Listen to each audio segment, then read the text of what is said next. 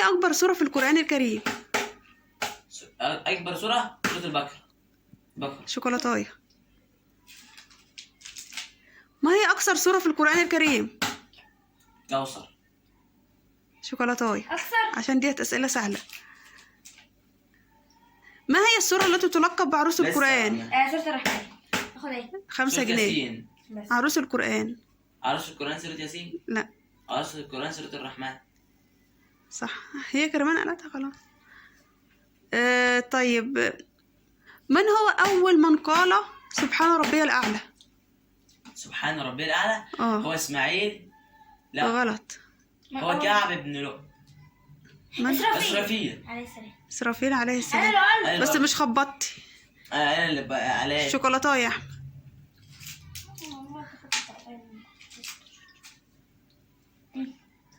ما هي أعظم سورة في القرآن الكريم؟ أعظم سورة. أعظم سورة؟ سورة سنة. مش آية، سورة. سورة الإخلاص؟ غلط. سورة الناس. لا. كافرون. مش عارفين؟ لا ثانية يا ماما، استنى. أعظم سورة؟ ما هي أعظم سورة البقرة. في القرآن الكريم؟ لا. الفاتحة. صح. شوكولاتاية.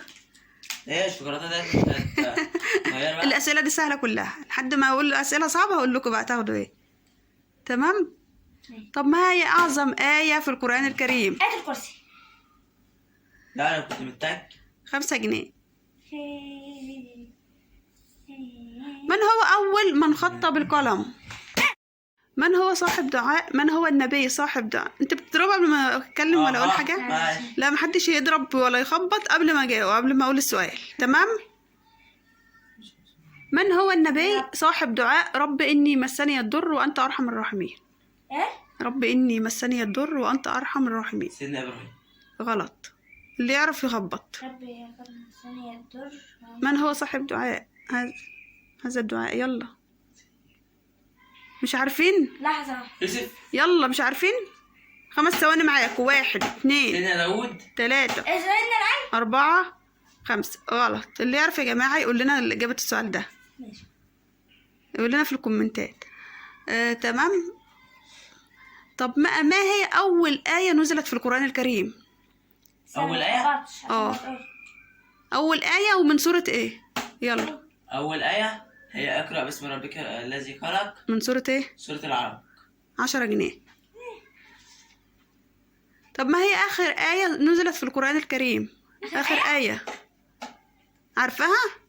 آخر آية؟ واتقوا يوما. واتقوا يوما ترجعون فيه إلى الله. تمام. 10 جنيه. كده الفلوس خلصت.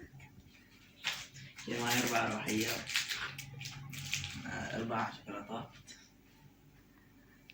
طيب، من هو أول من خط بالقلم؟ سيدنا إدريس. الرمانة. الرمانة. أنا راح أشتري المصريين. الرمانة. طيب تمام. فضل سؤال واحد. صعب جدا ولا هياخد كله؟ صعب جدا، مش حدش هيعرف إن شاء الله. من هو أول من ركب الخيل؟ سيدنا إسماعيل. على إيه؟ الأندومي. لسه في تاني؟ خلاص كده.